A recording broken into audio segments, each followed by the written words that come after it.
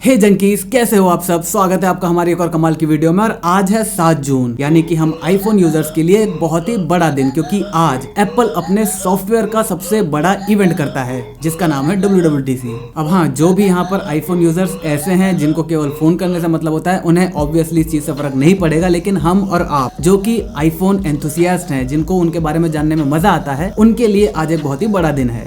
iOS 14, tvOS 15, watchOS 8, macOS, ये सारे के सारे OS आज लॉन्च होने वाले हैं। लॉन्च से मेरा मतलब ये है कि आज इनको इंट्रोड्यूस करा जाएगा, आज इनका पहला बीटा सामने निकल कर आएगा। आज एप्पल हमें ये बताएगा कि आपको iOS 15 में क्या क्या चीजें देखने को मिल सकती हैं। नॉर्मल यूजर्स को वो मिलेगी सितंबर में ही, जब आईफोन लॉन्च होते हैं, लेकिन जो डेवलपर्स हैं या फिर अगर आप एक बीटा यूजर बनना चाहते हैं तो आपको भी ये सारे फीचर्स देखने को मिल जाएंगे। लेकिन मैं आपको सजेस्ट नहीं करूंगा कि अभी आप इतनी अर्ली स्टेज में किसी भी बीटा को इंस्टॉल करें, क्योंकि वो बहुत ही ज्यादा अनस्टेबल होता है। तो चलिए बिना किसी देरी के जल्दी से बढ़ते हैं अपने मुद्दे की तरफ। यहाँ पर सबसे पहले अगर मैं बात करूं तो वो सबसे पॉपुलर है हमारा iOS, यानी कि जो हमारे फोन के अंदर OS आता है। तो iOS 15 में जो सबसे बड़ा चेंज हमें देखने को मिलेगा वो मिलेगा रीडिजाइन लॉक स्क्रीन का। अब यहाँ कल तक ये रूमर्स आ रहे थे कि आपको लॉक स्क्रीन के अंदर एप्स के आइकन देखने को मिलेंगे जिसके ऊपर नंबर्स लिखे होंगे, जितने नंबर ऑफ नोटिफिकेशन उस ऐप के अंदर मौजूद है। लेकिन अभी अगर हम एक बहुत ही ट्रस्टेड लीकर की माने, जिनका नाम मार्क गमन है, तो उन्होंने ये कहा है कि ये जितने भी फीचर्स हैं ये सारे के सारे iOS में आएंगे, लेकिन मोस्ट प्रोबेबली ये इस बार वाले iOS में नहीं देखने को मिलेंगे। यानी कि जितने भी रेंडर्ड इमेजेस आपने अभी तक देखे हैं उनमें से कुछ फीचर्स आपको iOS 15 में देखने को मिलेगा और कुछ फीचर आपको iOS 16 में देखने को मिलेगा। अब ऐसा क्यों? तो पर्सनली मेरे हिसाब से iOS 12 जो था वो काफी ज्यादा स्टेबल वर्जन था। iOS 11 में थोड़ी बहुत प्रॉब्लम आई थी, लेकिन iOS 12 एक बहुत ही ज्यादा स्टेबल वर्जन था। उसके बाद iOS 13 आया जिसमें बहुत सारे फीचर आए, डार्क मोड आया और दुनिया भर के फीचर आए। इसके बाद iOS 14 आया जिसमें आपको विजेट्स के ऑप्शन मिल गए, आपको ऑटोमेटिक स्विचिंग के ऑप्शन मिल गए, आपको और भी स्पेशल ऑडियो वगैरह बहुत सारे नए नए फीचर्स मिले। लेकिन जितने ज्यादा ये फीचर्स बढ़ते गए उतनी ही थोड़ी बहुत जो iOS है वो जो अपनी स्टेबिलिटी के लिए जाना जाता था उससे थोड़ा सा कम होने लगा। अब यहाँ पर मेरा ये मतलब बिल्कुल भी नहीं है कि ये एंड्रॉइड जितना अनस्टेबल है, नहीं, मैं एंड्रॉइड की बुराई नहीं कर रहा, लेकिन एंड्रॉइड iOS के मुकाबले काफी ज्यादा अनस्टेबल है। यहाँ पर आपको नॉर्मल UI इंटरफेस में कोई भी दिक्कत नहीं आएगी, आपको कॉल करने में, वाईफाई में, ब्लूटूथ वगैरह में, ब्लूटूथ में थोड़ा बहुत इशू है, लेकिन बैटरी लाइफ वगैरह और नॉर्मल यूज केस में आपको बिल्कुल भी दिक्कत नहीं मिलेगी। जो थोड़े बहुत कभी कभार जो iOS 12 में आपको कभी भी देखने को नहीं मिलते थे, वो थोड़े बहुत जो ग्लिचेस हैं वो आपको अभी के iOS वर्जन में देखने को मिलते हैं। तो इसी वजह से पर्सनली मुझे लगता है कि अभी इतना बड़ा ओवरऑल चेंज हमें देखने को नहीं मिलेगा। और iOS 15 में मेनली जो एप्पल है वो प्राइवेसी पे और जो स्टेबिलिटी है इस पर काम करेगा। लेकिन अभी आपको जितने भी रेंडर्ड इमेजेस दिख रहे हैं उसमें से सबसे बेस्ट लॉक स्क्रीन आपको कौन सी लगती है नीचे कमेंट करके जरूर बताना। इसके बाद जो अगला बड़ा चेंज आएगा वो हमें देखने को मिलेगा नोटिफिकेशन सेंटर में, यानी कि आपको जो नोटिफिकेशंस आएंगी वो मे भी अब अलग तरीके से आएंगी। जो ग्रुप करना है नोटिफिकेशंस को वो एक तो इंप्रूव करा जाएगा, जिस तरीके से नोटिफिकेशंस ग्रुप होंगे, जिस ऐप के लिए हैं वो उस ऐप के हिसाब से ग्रुप होंगे, जिस टास्क के लिए हैं वो उस टास्क के हिसाब से ग्रुप होंगे। तो ग्रुपिंग एक तो नंबर 1 अच्छी होगी, दूसरा जो उसका UI है वो थोड़ा सा यहाँ पर आपको चेंज देखने को मिल सकता है, हालांकि इस पर श्योरिटी नहीं है। साथ ही साथ यहाँ पर आपको नोटिफिकेशन के अंदर ही ऑटो रिप्लाई का भी ऑप्शन देखने को मिल जाएगा, जो कि एंड्रॉइड से लिया जाएगा। तो वही चीज अब आपको iOS में भी देखने को मिल सकती है। इसके बाद अगर मैं अगले फीचर की बात करूं तो एप्पल हमेशा से प्राइवेसी को लेकर बहुत ही ज्यादा स्ट्रिक्ट रहा है। अभी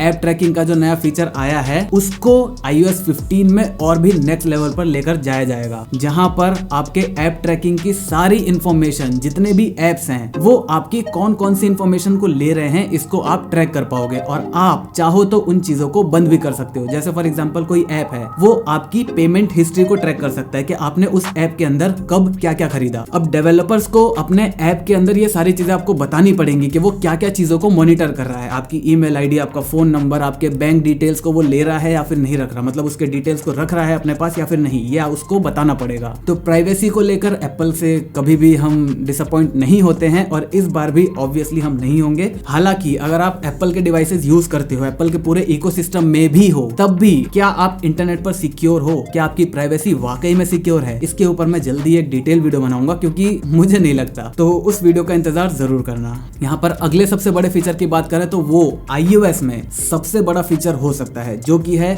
iMessage। अभी iMessage में हमें छोटे छोटे काफी ज्यादा इंप्रूवमेंट देखने को मिले हैं। जल्दी ही हमें रिप्लाई का भी ऑप्शन देखने को मिला है, जिसमें हम व्हाट्सएप की तरह किसी को भी रिप्लाई कर सकते हैं। लेकिन अभी का जो रिप्लाई करने का मेथड है ना, बहुत बहुत घटिया है। मतलब आप पहले होल्ड करके रखो, उसके बाद रिप्लाई का ऑप्शन आएगा, रिप्लाई पे टाइप करो, उसके बाद आप किसी को कुछ रिप्लाई कर सकते हो। मैं पर्सनली चाहता हूँ कि जैसे व्हाट्सएप में होता है ना, राइट स्वाइप करो और रिप्लाई कर दो, यहाँ पर भी कोई स्वाइप जेस्चर आ जाए जिसकी मदद से हम आसानी से रिप्लाई कर पाए। अब मैं यहाँ पर क्यों कह रहा हूँ कि आई मैसेजेस सबसे बड़ा चेंज होने वाला है, क्योंकि एप्पल यहाँ पर WWDC को आई मैसेज के थ्रू बहुत ज्यादा प्रमोट कर रहा है। अगर आप इस आइकन को देखोगे तो यहाँ पर ऑब्वियसली जो आई मैसेज के बबल्स हैं वो तो आपको दिख ही रहे हैं, साथ ही साथ आप यहाँ पर जितने भी इमोजीज हैं इसमें देखो ब्लू एक्सेंट कितना ज्यादा है। यहाँ पर इनकी लिपस्टिक, इनकी पगड़ी, इनका फेस, बहुत सारी चीजें यहाँ पर ब्लू कलर से इंडिकेट करी गई हैं। तो इसका मतलब हमें बहुत बड़ा चेंज आई मैसेज के अंदर देखने को मिल सकता है। और ये जो आई मैसेज है ये डायरेक्ट व्हाट्सएप या फिर जो फेसबुक का मैसेंजर होता है इनसे कम्पीट करेगा। अब देखना ये है कि वो कैसे करेगा। इसके बाद iOS में हमें देखने को मिलेगा इंटरैक्टिव विजेट का फीचर। हमें iOS 14 में विजेट देखने को मिल गए थे, हम उन्हें अपने फोन में कहीं भी रख सकते हैं, लेकिन वो अभी तक सिर्फ एज अ मॉनिटरिंग पर्पस के ही काम आते हैं। मतलब आप किसी भी विजेट पर जब क्लिक करोगे किसी काम को करने के लिए तो वो पूरा का पूरा ऐप खुल जाएगा और उस ऐप में जाकर आपको कोई भी काम करना पड़ेगा। लेकिन iOS 15 में अब आपको शायद इंटरैक्टिव विजेट्स का ऑप्शन भी देखने को मिल जाएगा, जहां पर आपको उस ऐप के अंदर जाने की जरूरत नहीं पड़ेगी। अगर आप एप्पल के म्यूजिक का विजेट यूज करते हो तो आप वहीं से next, pause, previous, volume up down सब कुछ कर सकते हो बिना ऐप के अंदर गए। तो ये तो सारी बातें हुई iOS 15 की। अब अगर हम बात करें iPadOS 15 की, तो मेरे हिसाब से सबसे बड़ा चेंज जो हमें देखने को मिलेगा इस बार WWDC में वो मिलेगा iPadOS के अंदर। जैसे पिछली बार हमें macOS के अंदर सबसे बड़ा चेंज देखने को मिला था, क्यों? क्योंकि वहां पर इंटेल से चीज M1 की तरफ गई थी। उसी तरह इस बार क्या हुआ है, A सीरीज, हालांकि A और M दोनों का आर्किटेक्चर सेम है, दोनों ARM पे बेस्ड है, लेकिन जो शिफ्ट हुआ है वो काफी ज्यादा बड़ा है। iPad के अंदर एक मोबाइल डिवाइस के अंदर आपको डेस्कटॉप CPU देखने को मिल रहा है। तो इसी वजह से इस बार का जो मेन हाईलाइट रहने वाला है वो मेरे हिसाब से तो iPadOS ही रहने वाला है, जहां पर आपको बहुत सारे नए नए फीचर्स देखने को मिलेंगे। अभी जो हमारा करंट iPad 2020 वाला था जिसमें A सीरीज के चिप आती थी,